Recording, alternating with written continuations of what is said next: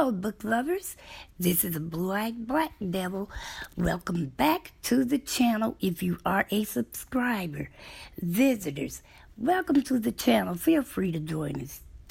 Okay. I know old habits die hard, huh? Now, I should have been back on here with the second installment of the book Shattered Secrets.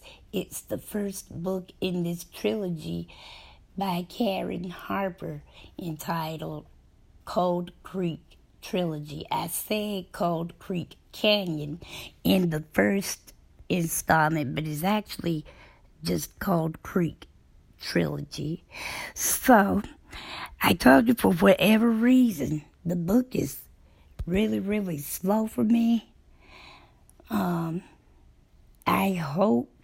know for a fact that the installment I am going to recap and review today, it's chapters 12 through 21, and it has picked up a pretty good bit, but still, I've read far better books. So, anyway, here goes. Like I said, this is the second installment of the first book of the Cold Creek Trilogy by Karen Harper. This is Shattered Secrets, chapters 12 through 21. Now, from the first installment, she returned back to Cold Creek, Ohio, supposedly to sell her childhood home, but she ends up getting involved with the lead investigator. 3 little girls have gone up missing. Tess Lockwood, who is the main character, she also had been kidnapped as a child, and so she has suppressed her kidnapping. So now that she's back, she is, has been forced to confront her own kidnapping, because they never really got to the bottom of who abducted her. Okay, so now we're up to where we need to be.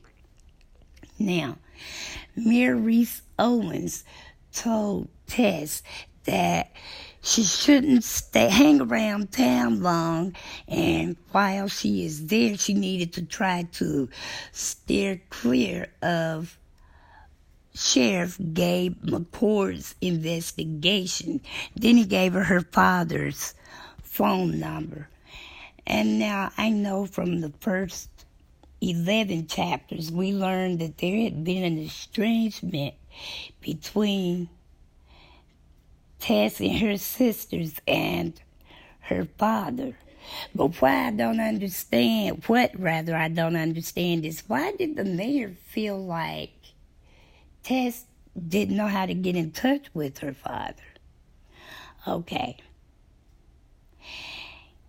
Gabe showed her a scarecrow that he had reconstructed based on what she remembered from her own kidnapping. She almost went into hysterics, but she finally automatically realized, she recognized the scarecrow as being called Mr. Mean. I guess that was whoever abducted her. That was what they called the scarecrow. Tess and her first cousin Lee are watering the grounds of the Hear Ye commune. That's funny to me. But the leader of the commune, Bryce Munson, just showed up out of nowhere. But he invited Tess to join them for Sunday service one day. Gabe took the scarecrow to his best friend, Grant Mason, to see what, if anything, he could remember about the year the scarecrow was made. But he really didn't know anything except that Gabe's mother and some of her friends used to make the scarecrows every year for Halloween. Then he went to his mother's friend, Wanda Kirk, and asked her what she could remember. And then he went to the librarian, Marva Green, to ask them both what they remembered about the scarecrow. Apparently, Marva's brother, Dane Thompson, had always been a suspect in Tess's kidnapping 18 years earlier. And 18 years later, Marva still felt the need to keep her brother's name clean. Tess called Gabe to report that someone had cut her power lines, and there was a light coming from the cornfield she'd been kidnapped from all those years ago. She'd strongly been advised to, she'd been strongly advised against staying at her childhood home until she knew her power had been restored. So she stayed at Gabe's place. One night, she overheard a child's voice coming from the room down the hall from the room she was staying in. She went to investigate the child's voice and found that it was one of the current girls who is currently missing. Gabe explained to her that the missing girl's parents, this little girl's name is Jill, I believe. But Jill's parents had given him the video that he was watching, which was what Tess heard.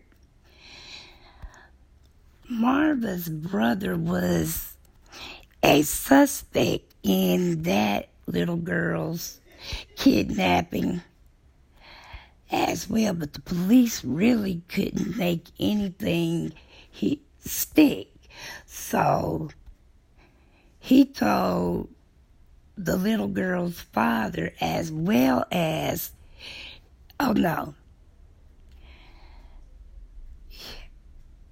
Tess's father told Gabe, because remember, Gabe was supposed to be watching Tess when Tess was kidnapped all those years ago.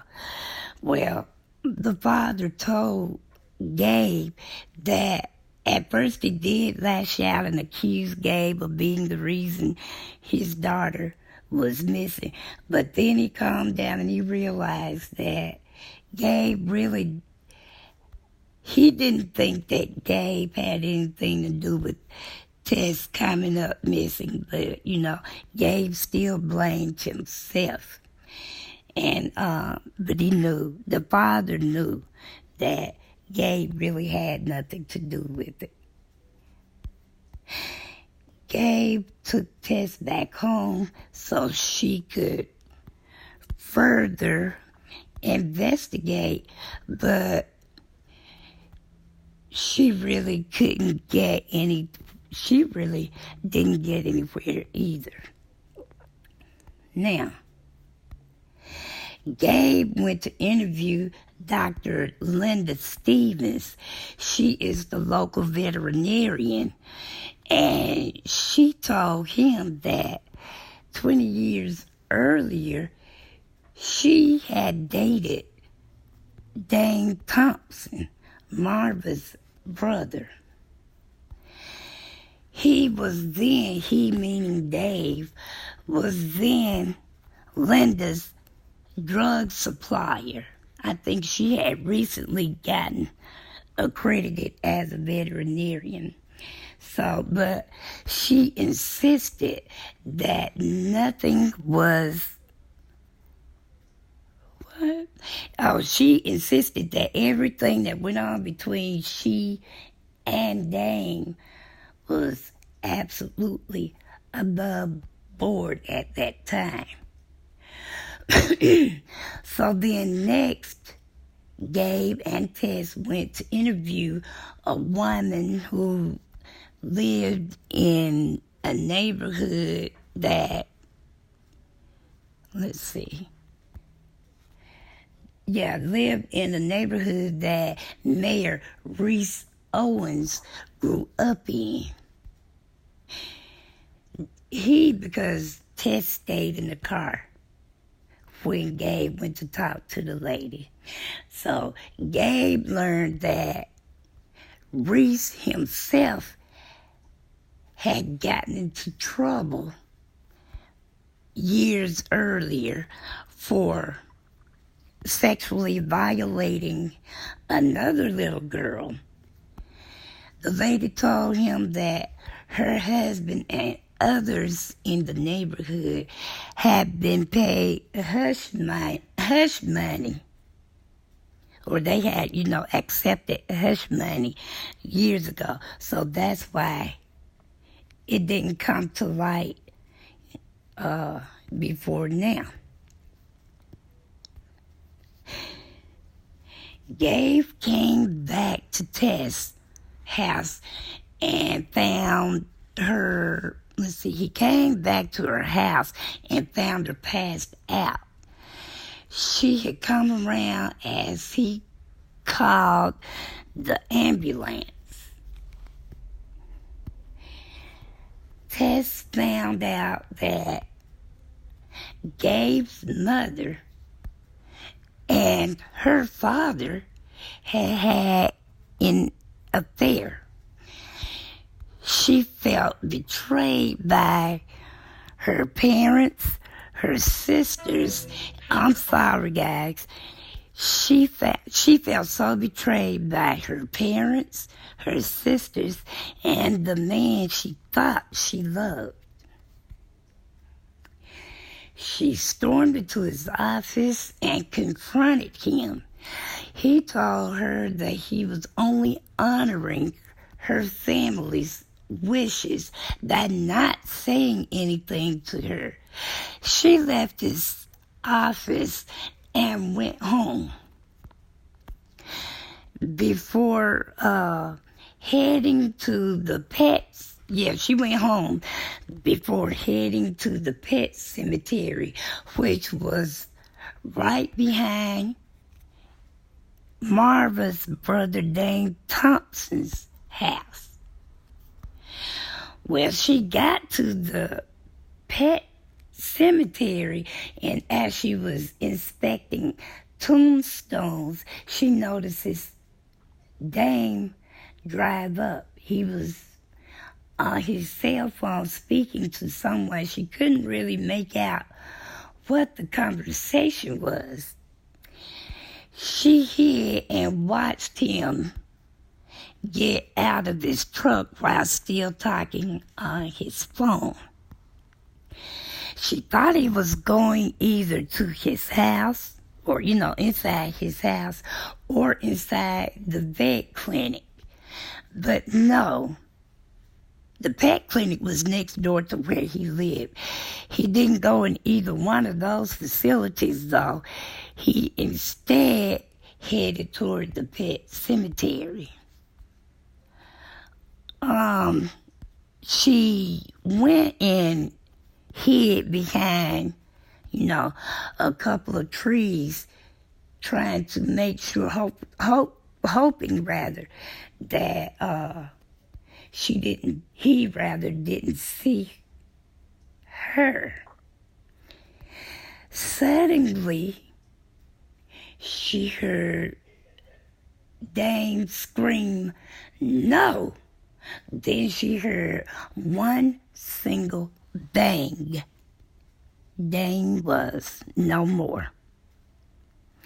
Okay, so this completes the end of the second installment of this book. Like I said, we're getting down to the heart of the book. There are only about 10 more chapters, so hopefully it's going to wrap up fairly short here. But I like that we're finally understanding